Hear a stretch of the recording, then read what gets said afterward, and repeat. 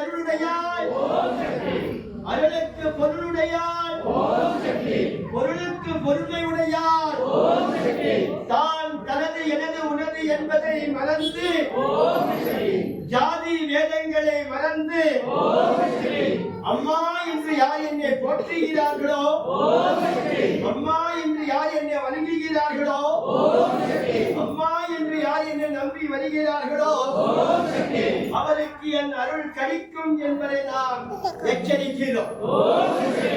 ஆச்சாரபவம், விசாரபவம், பிரச்சாரபவம் மூன்றையும் அறிந்தவள் தான் கருமாரி. ஆச்சாரம் எங்கே இருக்கிறதோ அங்கே விசாரம் தெரிஞ்சிருக்கிறோம். விசாரம் எங்கே இருக்கிறதோ அங்கே பிரச்சாரம் இருக்க வேண்டும் என்று சொல்வார்கள்.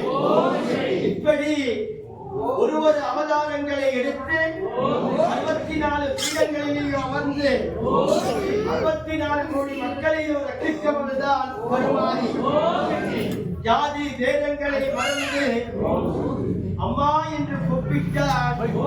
அவர் குரலை கேட்டு அவர் குறையை தீர்ப்பேன், அவர் குரலை கேட்டு அவர் குறையை தீர்ப்பேன்.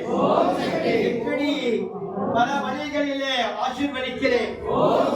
தானத்திலேயே சிறந்ததே அன்னதானம், தானத்திலேயே சிறந்ததே கல்வி தானம், தானத்திலேயே சிறந்ததே சமாதானம்.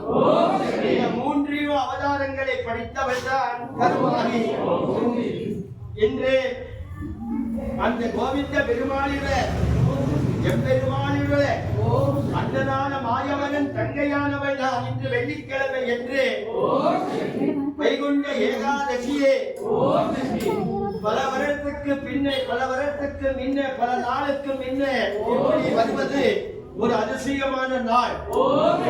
இந்த அதிசயமான நாள் சுக்கிரனுக்கும் சனி பகவானுக்கும் எனக்கும் நவக்கிரகங்களுக்கும் ஒரு நல்ல நாள். இந்த நல்ல நாள் ஒரு எம்பெருமானுக்கு ஒரு மூர்த்தமான துணக்க நாளாய் நான் கோரிக்கை வைத்து அந்த கோரிக்கையை மக்கள் ஏற்றுக்கொள்வார்கள் என்ற நம்பிக்கையிலே வைகுண்ட பெருமாளின் ஆசீர்வாதம் இந்த ஸ்தானத்துக்கும் கிடைக்கட்டும் என்று சொல்லி, இந்த ஸ்தானத்தின் அனுகிரகம் மக்களுக்கு புரியட்டும் என்று சொல்லி அவர்களை நாம் ஆக்கிக் கொண்டிருக்கிறோம். ஆனந்தமான சந்தோஷம், அற்புதமான சந்தோஷத்திலே நான் போய்கொண்டிருக்கிற அந்த இடத்திலே சீக்கிரமாக என்னை அமைத்து வைக்க வேண்டும் என்று சொல்லி வாக்களித்து வாக்கு மேடைக்கு வந்து ஆனந்தம் கொண்டு அற்புதம் கொண்டு அருளை கொண்டு நான் சென்று வருகிறேன் என்று சொல்லி வாக்களித்து நான் வந்து கொண்டிருக்கிறேன்.